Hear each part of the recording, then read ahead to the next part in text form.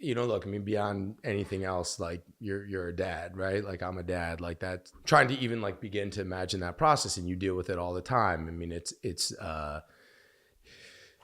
and like we've known people in our lives, people that we're really close with who have lost kids. Like, we've lost friends when we were young.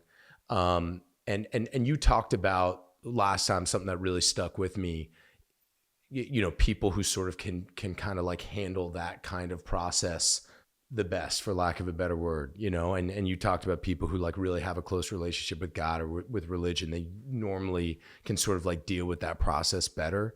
Can you just speak a little bit more to like sort of, folks who have suffered losses like that, and things that maybe an example of something that you've just been really in awe of, or you really admired the way that somebody handled it? And can you also, I don't know, for folks that might be facing it or folks that are going through it, something that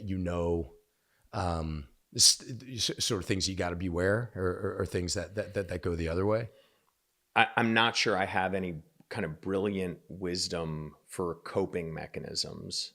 A lot of folks have a hard time connecting to something bigger purposes, whatever it may be, right? It's, our sort of faith in institutions is less.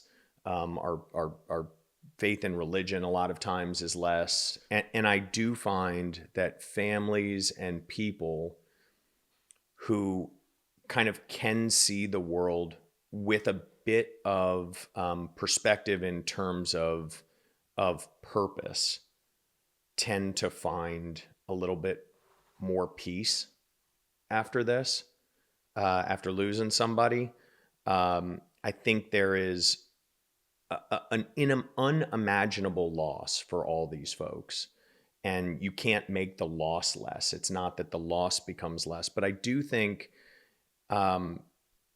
folks who are able to see, whether it's, religion is an easy one, but there are others. And I find that people, there's a kid who was sort of a diehard baseball player who passed away. And it's like, is baseball, for most people walking in and talking about baseball when they just lost their kid, is like connecting to baseball would be silly. I mean, we have to remember, we always forget that like the thing that a kid loves, they love as much as the thing you love now most. So you think about how you think about your kids, how much you love your kids, what you would do to protect your kids. Like a 12-year-old who loves baseball would do that much for baseball. Yeah.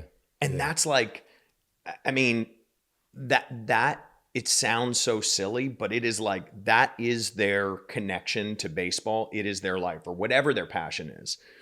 And so, when a kid who passes away, when the focus can be a connection to something bigger, and the family, the kid's brother, they found enormous peace in connecting with their baseball community, right? They got involved as coaches and volunteers and raised money to name the field after the kid. And that doesn't kind of lessen the loss. Of course. But his life to them goes on through that. And so I think there's a connectivity to purpose and kind of finding that passion that works better. And sorry, it's a long answer to a short question, but I think like the caution side is maybe about missing that, is maybe about the family focusing on the things that didn't happen. The kid didn't get to do this. They didn't get to graduate high school. They didn't get to go to a prom. And there are granular things we all spend so much time thinking like for our kids. Of despair. It's endless cycle. Yeah. And look, it's truly the worst thing that can happen. It's inevitable, right? Because you're going to stay close with your kids' friends. You're going to watch them get driver's license. You're going to watch them graduate. You're going to watch them go to college, find spouses, have kids.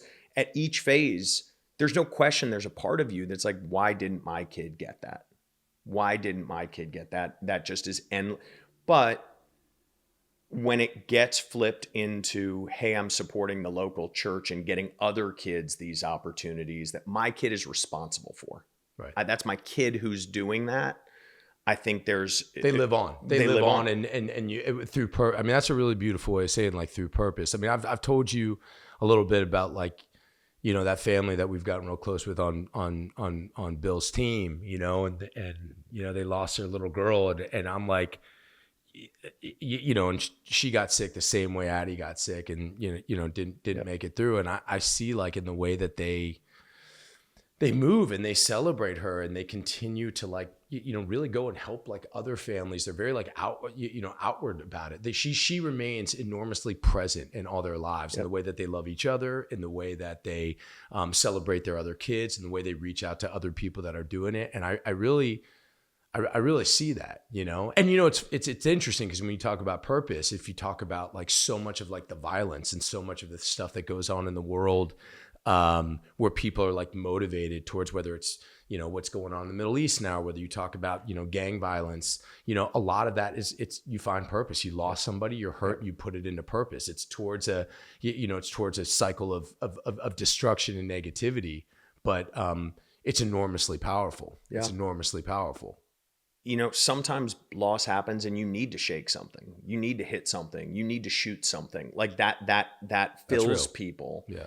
And that can be very powerful for good too. I mean, I think that anger that comes in with loss, I've seen a lot of families kind of take that, and, you know, cancer is nice in that respect. There's a target. They're getting t-shirts made that say cancer. Right. They're going to go raise money to go beat Straight cancer. Up. But you take that rage, this, like, go put it into something. Go put it against something, and it's just what you pick as that target. That's right. Right. So smart. And That's so right. I think that side of it, man, I've seen some families do some amazing stuff with kind of weaponizing all of that rage. Yeah. And then that gets it out. Yeah. Right. Like that is their way of getting it out. It's obviously, you know, different for different type of trauma. Sure. But for this one, you know, there is a common enemy. Right. Right. Right. Oh, you know, we didn't even, like, really introduce you. This is my little brother, Dr. Nick Bernthal. But, dude, I hit up Silva and I was like, hey, can I get this guy's resume so I can talk about him? You know, so I can say, like, hey, here's who Nick is. Dude, your resume is 46 pages long, dude. Listen to this. Listen to this. Come on, dude. Let's move on to. Let's have a conversation. No one is interested. People need to know. No one needs, bro. Because it's important. When I have a soldier on here, if I have, like, it's important to know what they. But, dude, listen to this, bro. Because this is important. Get the editor ready here to cut this. Just the education part. Listen, Princeton, New Jersey, graduated magna cum laude, right? Graduated with 5 Beta Kappa honors, right? Right. And then there's some other. He went to University of Cape Town in Africa, Medal of Outstanding Achievement. This is when he was still a kid, right? Cornell University, right? Graduated with Alpha Omega Alpha honors, whatever the that is. You know, postgraduate, talks about all the, you know, fellow in musculoskeletal oncology, Huntsman Center, all this. But, like, getting someone who can't read to read a resume is hold on, this is torture for everyone. Hold on. But, dude, like, it just never stops about all the fellowships and all the awards. And then honors and special awards. USA Today High School All-American. Thomas Sidwell Award for overall contributions to the community. Medal of Outstanding Achievement. Princeton University. What is Phi Beta Kappa, by the way? Don't worry about it. Magna cum laude. Don't worry about it. P.H. Keen Award for Public Health. Cornell Medical. This is all when you were still even a kid. Jane Marshall Award for contributions in orthopedic research. I think we got it. Okay. And now I'm just saying, dude, you were like that from a very young age, but nobody really pushed you. Nobody really, like, when you were a kid. I mean, I pushed you to, like, be a better athlete, and that's true. He was a great football player, played D1 basketball. I think you were all league in basketball and baseball too, which is a bunch of crud and bullshit. Because I was so underrated as an athlete. But no, listen, I'm actually not trying to be funny. I'm actually really wondering, like, no one was, like, telling you had to get, like, great grades or anything. Like, no one put any pressure on you, right? I mean, this is. I think that is true. I think that's true. So what does that what does that teach you about? I mean, like, because I guess it's not result oriented. It was never like, hey, nobody said you got to go to an Ivy League school. There was never on the, nobody told you to do any of that.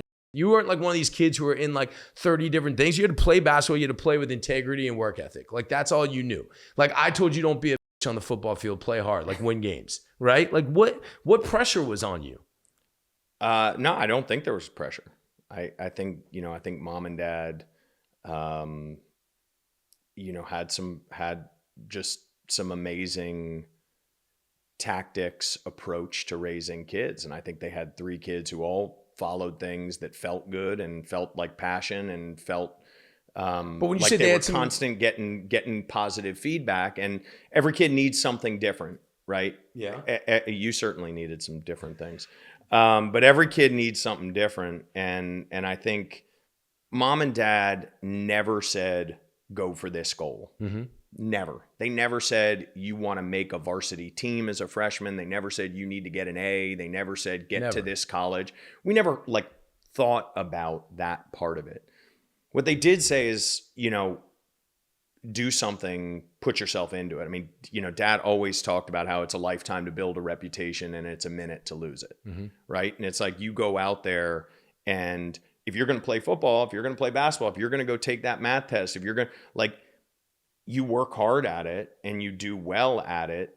And then, you don't take an easy road in something you're going to say you care about. You don't have to care about everything, but in the things you say you care about, you have to put work in. And you think that was you think that was instituted in you? Like you think that was? I do. I mean, it's definitely in all 3 of us. I think it's in all 3 of us. Yeah. And I think it was a thing that they did not tell us we had to be everything. Uh-huh. Never. They never said, do this, do that. I mean, they let us walk away from a lot of things. If you look back, you took one piano lesson and we're like, I'm out. As a parent, as you find yourself, again, kind of having this approach, am I going to be the parent who pushes things or am I going to be the parent who lets the kid find things? Mm-hmm. And finding the middle ground of saying, you kid are going to give to me what matters to you. Right. Can't be nothing. Right. Can't be everything. Right. But the things that you say matter to you, you're going to give effort. Right. And that, for me, I liked school. School was important to me. I liked that positive feedback of getting good grades, of learning something, of feeling that. But there were a bunch of things I didn't like and I walked from. So anyway, I mean, I don't know. And I think trying to figure that out with my kids is what what you're doing, what I'm doing is, some kids it's easier than others. Some kids will walk in and say, this is the thing I love. But I always liked, I liked it. I liked being good at school. Mm-hmm. I mean, for me, mm-hmm. I always felt good about it. And sports the same? Sports the same. Yeah.